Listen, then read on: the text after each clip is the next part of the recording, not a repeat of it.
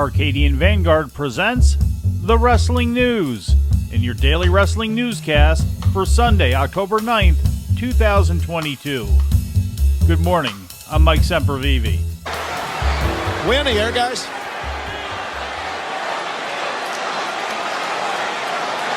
He's got the whole.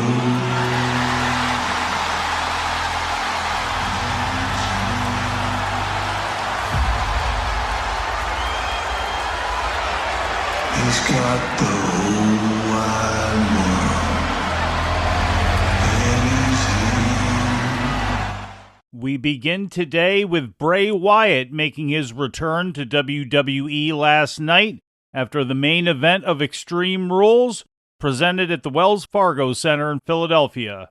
Wyatt appeared on the entrance ramp in a special segment at the conclusion of the premium live event, following weeks of speculation and promo teasers aired on WWE TV.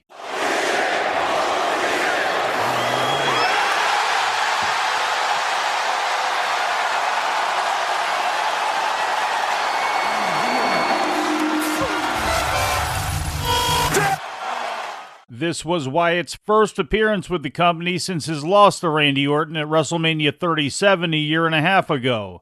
Just prior to Wyatt's appearance, Matt Riddle defeated Seth Rollins in the main event of the evening, a pit fight match with former UFC heavyweight and light heavyweight champion Daniel Cormier as special guest referee. The win came via submission at 16 minutes and 36 seconds, with Riddle using a triangle choke. Moments before the finish, Riddle hit Rollins with a senton from the top of the fight pit cage. What the hell is Riddle Cole, doing? You don't think. No. Get out, you crazy man! Loaded bro! From the top of the pit!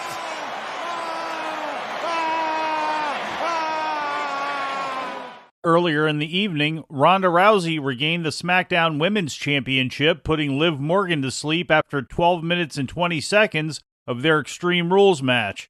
This marks Rousey's third Women's Championship in WWE and her second SmackDown title reign.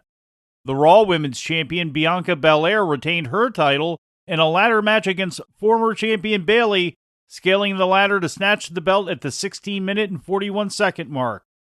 In an I Quit match, Finn Balor of Judgment Day defeated former Judgment Day leader Edge in 29 minutes and 18 seconds. Edge said the words "I quit" to bring an end to the match in order to save his wife Beth Phoenix, who was being threatened with a chair by Judgment Day's Rhea Ripley. Afterwards, Ripley hit Phoenix with the chair anyway. Also on the card, Karrion Kross beat Drew McIntyre by pinfall in a strap match, hitting him with the crosshammer after his valet Scarlett appeared to hit McIntyre in the face with pepper spray. In the opener, the Brawling Brutes trio of Sheamus, Ridge Holland, and Butch defeated Gunther, Ludwig Kaiser, and Giovanni Vinci of Imperium when Sheamus pinned Vinci after a brogue kick.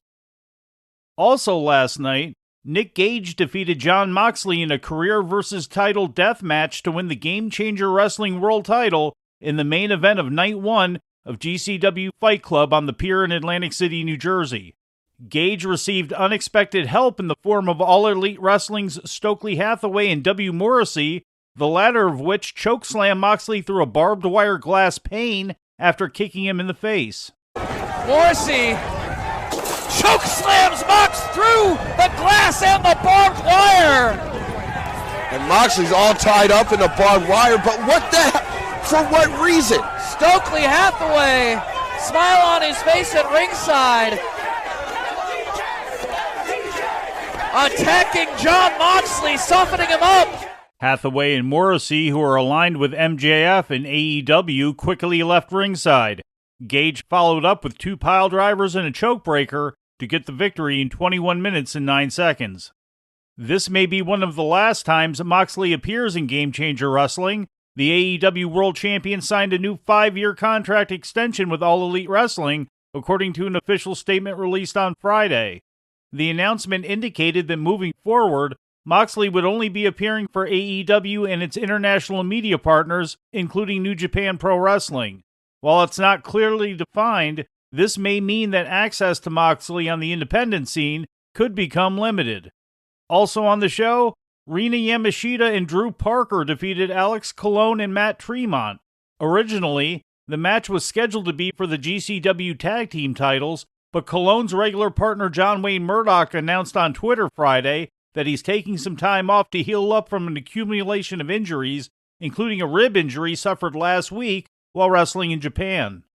Opening the card, Leo Rush returned to the promotion and won a six-man scramble, pinning Jimmy Lloyd. The match also included Blake Christian, Gringo Loco, Shane Mercer, and B-Boy. In other results, Tony Deppen defeated Yamato, Shun Skywalker pinned Nick Wayne, Los Macizos topped Joey Janela and Cole Radrick, Effie defeated Shota, and Sawyer Wreck defeated Alley Catch.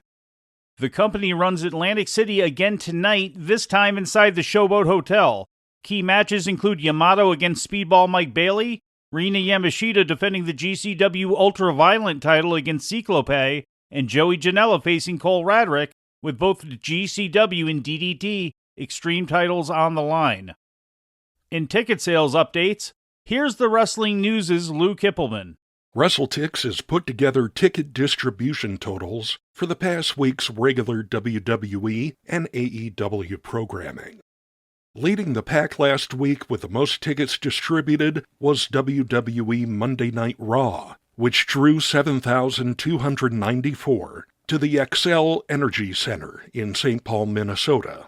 The least attended was AEW Rampage, with 2,197 for last night's show at the Entertainment and Sports Arena in Washington, D.C. WWE Smackdown last night at the DCU Center in Worcester, Massachusetts, drew 5,830, while AEW Dynamite Wednesday night at the Entertainment and Sports Center drew 3,043. For the Wrestling News, I'm Lou Kipilman.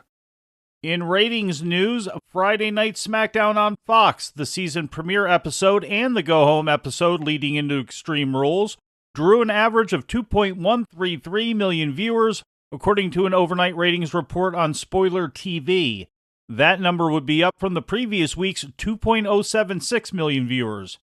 The overnight rating in the 18 to 49-year-old demographic was 0.50 for the second week in a row, and the show finished in first place on network TV in the demo. We will keep you posted when full ratings numbers come in later on this week.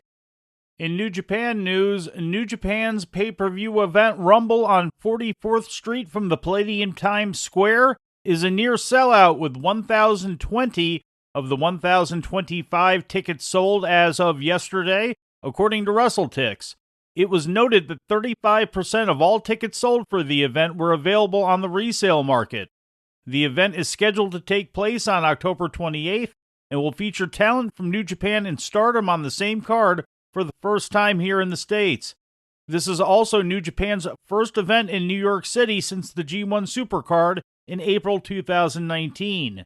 The first non-WWE wrestling show presented at Madison Square Garden in 59 years.